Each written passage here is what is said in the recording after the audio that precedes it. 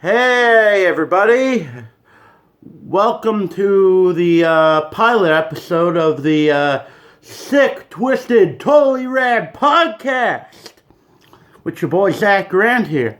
All right, we're coming at you from an alternate dimension here, the perpetual 90s. All right, this is just a test pilot. We're gonna go from here and see where we need to work. If I need to work on anything, so bear with me. Pilot. Alright. Down to the game. Oh, nothing happened. Alright. Welcome to the Sick, Twisted, Totally Rad podcast. Coming at you from the perpetual 90s. Woo! Alright. Today's topic. I'm going to be covering a few movies I recently rewatched because I enjoy them. They're from about 20-ish years ago. I'm going to see how they hold up today along with their soundtracks. First, these are all Jason Biggs films. So, we got kind of a theme going here. It's all tied together. I'm going to start off with the American Pie films. So we start off to a really good start. Film starts with a fucking Blink-182 song. You already know this film is going to fucking rock.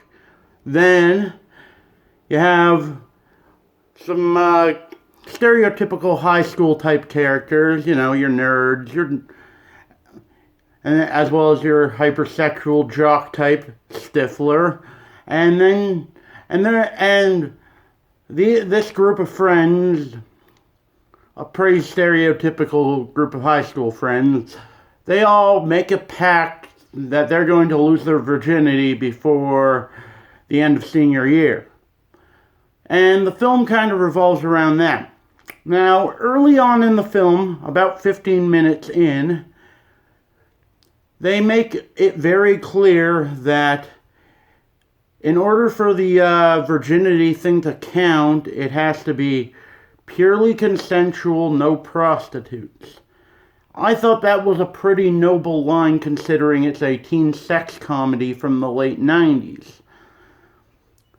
Although, about a couple of scenes later with the hidden webcam in Jim's room, it kind of cancels out the excellent point of the whole consent thing they brought up earlier in the film. Although, in fairness, they didn't show Jim as a hero for getting caught videotaping it. As a matter of fact, they ridiculed him for it. So, fuck. Just prepare me I'll maybe having a dab in between every topic here. As a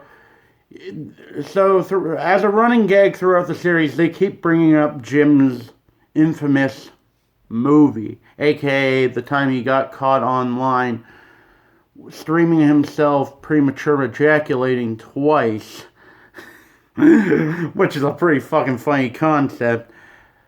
And one of the characters, forget which, he tells Jim that third base feels like warm apple pie. So, sure enough, that's where the movie title comes in. American Pie. Warm apple pie. So, we're getting somewhere here.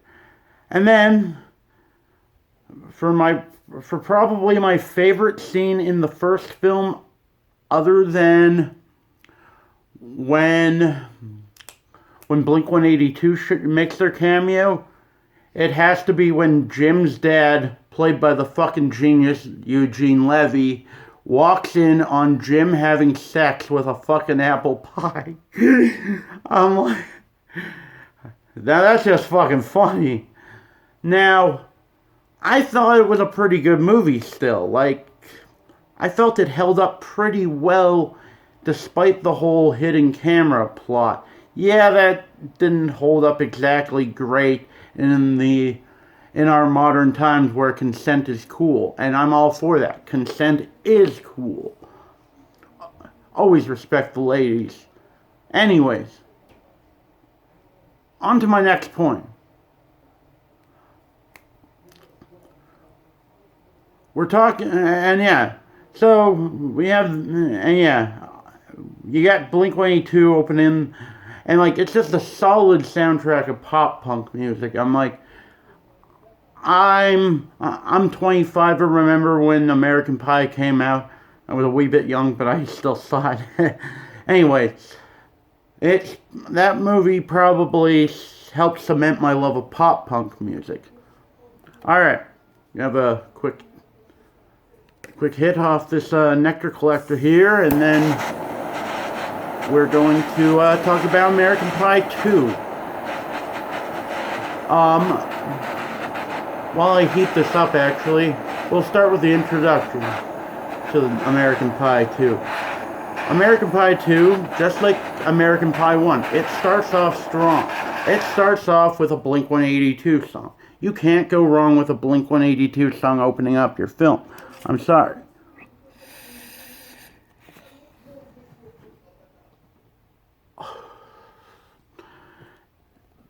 So yeah, and American Pie 2 is actually my favorite one in the series. It's pretty much your standard sex comedy, except this time instead of trying to lose their virginity, Jim's trying to make it with the girl that he got caught on camera with in the first film, but he ends up finding love in the woman he shagged in the first film. So, turns out to be a bit of a rom-com in a way. But on to my favorite scenes of the film, which both of these I think hold up amazing, to be completely honest, because these are just harmless fun.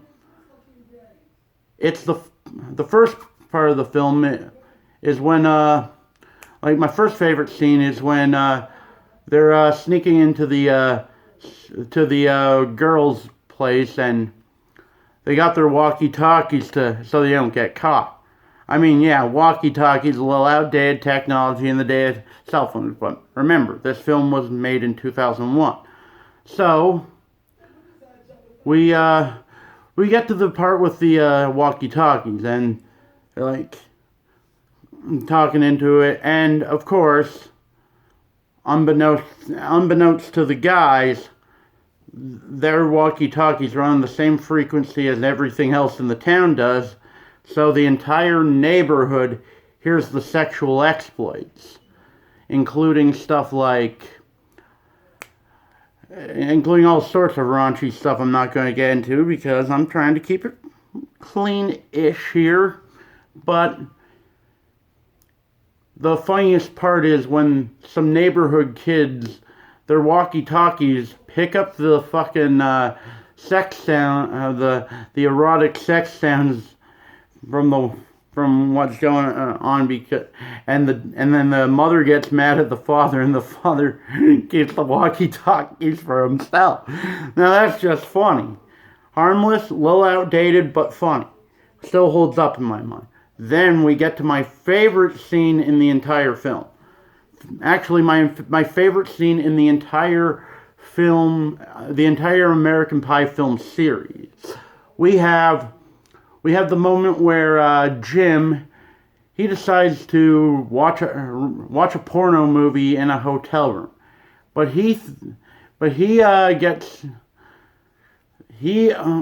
I forget if it's no wait, it's not a hotel, it's the beach house they're all, but whatever. Jim decides to watch a porno. He mistakes his tube of personal lubricant for, well, he mistakes a tube of super glue for his tube of personal lubricant, and the hijinks go from there. First, he notices as he's having a wank, he glues himself and he injures himself in that manner, and he says, and then he tries to take the tape out of the VCR with his hand still covered in glue. So now he has a porno movie glued to his hand, and his other hand is glued to his genitalia. So then the Alien Ant Farm cover of Smooth Criminal by Michael Jackson. Not gonna get into the whole Michael Jackson because we're talking about the Alien Ant Farm comes on. And that's just a perfect moment because Jim has to escape this situation, and of course, Smooth Criminal. He's trying to be a smooth criminal, trying to get out of it. So it totally works. And he says my favorite line in the whole film when he calls the ambulance. I've kind of glued myself to, myself. Also to be noted, they used some music by the band A Newfound Glory in this. I'm a big fan of A Newfound Glory, one of my favorite pop-punk bands of all time.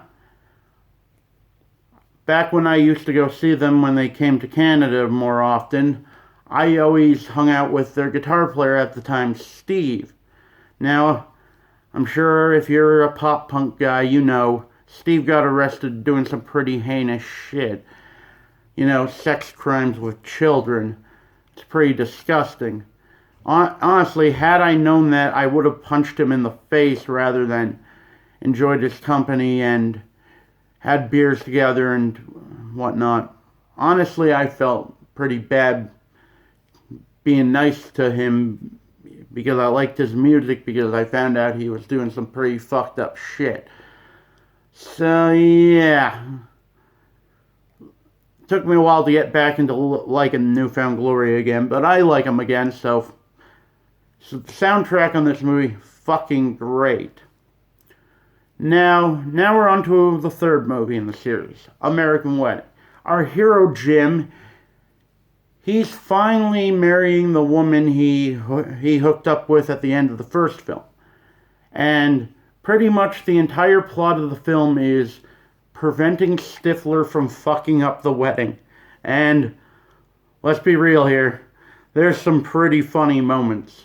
My favorite moments probably being, well, most notably when they're in the gay bar and they have the dance-off, or when Stifler tries to throw a bachelor party for Jim, and Jim's trying to entertain his future parents-in-law, and, well, there's all sorts of hijinks.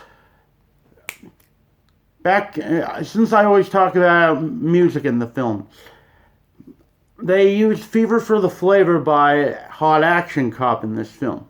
Now, being the age I am, I remember when that song was everywhere, everywhere. But the funniest thing is, I didn't realize until this week what those lyrics meant. I just thought he was saying random nonsense words. I didn't realize the whole song was about shagging. Really changed my whole outlook on the whole, he's doing that, yeah. I'm like, the fever for the flavor of the coochie. I thought he was just saying random words. So, mind blown there. Honestly, American Wedding held up pretty great. I can't really say anything bad about that film. Nothing. Then we're on to the fourth film of the American Pie series. And I'm also going to briefly touch on American Pie Bandcamp, but not very long because it's not really, I mostly just like the soundtrack and Eugene Levy showing up. But onto American Reunion. So, it's the first time we see our heroes in 9 years.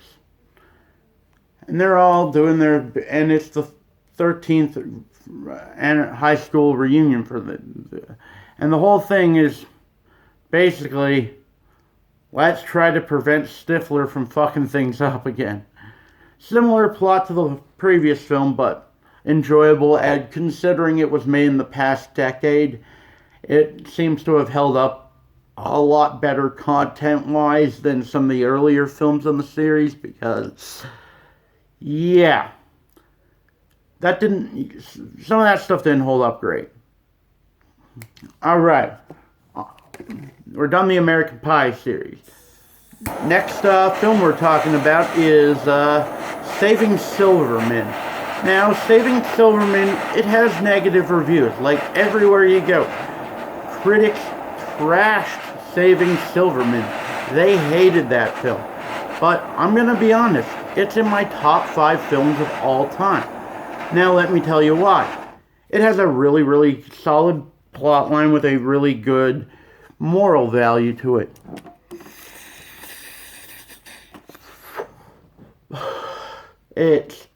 The whole concept is you really shouldn't accept abuse in a relationship. And when Jack Black saw Jason Biggs' character in an abusive relationship, him and Steve Zahn's character, they both were like, whoa, we gotta save our friend from this abusive relationship, and also save their Neil Diamond cover band, which I love the fact they managed to get Neil Diamond in this movie. It's like, I'm like, my mom likes Neil Diamond, so I remember once watching this film with my mom enjoying all the Neil Diamond stuff, and me enjoying all the raunchy comedy.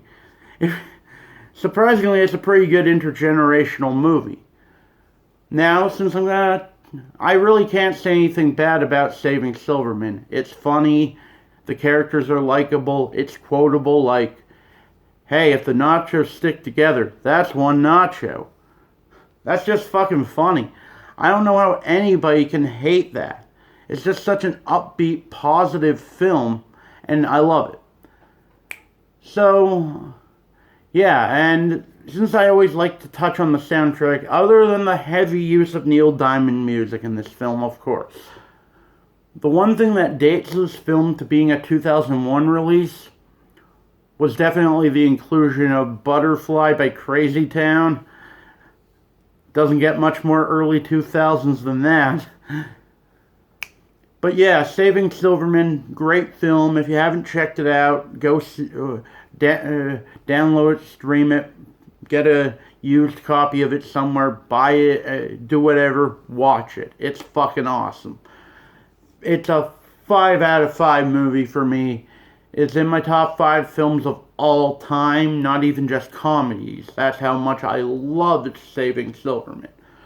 Alright, now we're on to our final film of the podcast here. Sorry for this video being a little long, but it's a pilot. We're working on this. I was trying to initially keep it in under 10 minutes, but that's not going to happen. Anyways, final movie time. Have one more. We have a quick dab before we get into this next one. It's another Jason Biggs movie. It's the 2000 rom-com Loser. And, well, we're going to start off with, well, kind of the theme song to that movie. I'm just a teenage dirtbag, baby. Listen to Iron Maiden, baby. Yeah, I fucking love that song. And it's playing in the opening credits, of course. And the music video for that song uses clips from this movie. So yeah, teenage dirtbag and this movie kind of go hand in hand, although the real stars of this film are, the real musical stars of this film are when Everclear makes their cameo appearance later on in the film. So I'm going to give you a brief outlook of the film. Film starts off with Jason Biggs as a small town guy named Paul. He gets accepted into a big New York City college on a scholarship. Now, him with his small town ways, he finds it hard to adapt to the people in New York. They don't seem to like him because he's not hip, he's not very harsh in his style, and, well, let's just say it's pretty clear he's not from New York. So, he's branded a loser, aka the title of the film. He gets assigned with these 3 roommates. They're these rich, drunken frat boys whose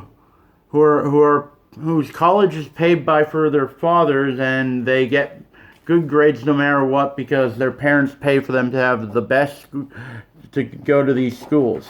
So As I was. So, he doesn't get along with his roommates whatsoever. So, the roommates get him kicked out of the dorm. Then the roommates fake his friendship so they can use his new off-campus living space as a party zone. However, the girl Paul falls for, because she's the only one who seems to be nice to him, he invites her to an Everclear concert. But on the way to the concert, because they're going different ways because she has a job interview, and because the whole thing is she's broke, poor, and all that. Well, on the way to the Everclear concert, one of Paul's so-called friends, his roommates, they're not really his friends, they trick her into coming into a party with her, and they drug her drink. Now, apparently, I've read this online. Originally, the film was supposed to briefly show a scene of the main girl waking up, and the dudes were trying to rip her clothes off. Now they cut that out of the film, and you only see it for a split second. That's one of the frat boys slipping roofies into the drink. So I would have, if they left that scene in early, I would have felt like you would have known to hate the frat boys, like, for that earlier instead of figuring out later. And well, the lady that Paul's interested in, she's having a fling with her professor there, who coincidentally hates Paul. So, with the professor and him being he's like a complete creep and controlling and all this shit, and eventually she realizes, oh shit. Oh wait, and music moment here before I get back to the roofing scene in that film. When the lady character Dora, she takes the drug drink. They start playing this song called "Right Now" by the pop punk band SR-71. It's a good song, but the lyrics were really inappropriate for that scene, because the chorus has the line, "She may not be Miss Right, but she'll do right now," and considering a lady just got drugged, I felt that song choice was in really, really, really, really poor taste, and it actually hurt the film a little. So, back to the film. She gets drugged, she misses the Everclear concert that Paul ends up seeing. Everclear, they do a great cameo appearance. Fucking love Everclear. So, props to them for doing a fucking great cameo. It was awesome. And then you have the rest of the... and then after the inevitable thing with the... Back to the part where the... back to where Dora blows things off with the professor because she realizes he's a fucking creep. Well, then you get to the point where she comes back to Paul, says he's the right guy. We all knew this part was coming, right? So they fall in love, happy ending for them. And then you see the stuff that happens to the guys post film events in the film. The frat boys end up getting their comeuppance, and they all end up having the most shitty lives after college and shit. So that's like, yeah, they had like a fucking shitty experience after college, and one of them ends up in jail. And well, they get their comeuppance in the end. And the funniest part, though, the creepy guy the creepy college professor who was having a fling with Dora, he gets arrested for sleeping with an underage girl, 17-year-old college girl. I was like, I was like, they never showed the professor to be a good guy. He was always one of the antagonists of the film. The antagonists of the film were the three rapey frat bros and then you had the three rapey frat bros and you had the college professor. They were the four antagonists, and Jason Biggs plays the protagonist. And you know what? Fucking great film. I enjoyed it a lot. Although, like I said, that choice of Right Now by SR-71 in the roofing scene was a really poor choice of song, and I felt they should have left that controversial scene in because it would have explained the film a little bit better. Just because if you turned your head away from the screen for 2 seconds, you would have missed a key plot point because they cut out the other scene. Anyways, that's my thought on these films and my introduction to the Sick, Twisted, Totally Rad podcast. Hope you guys like it.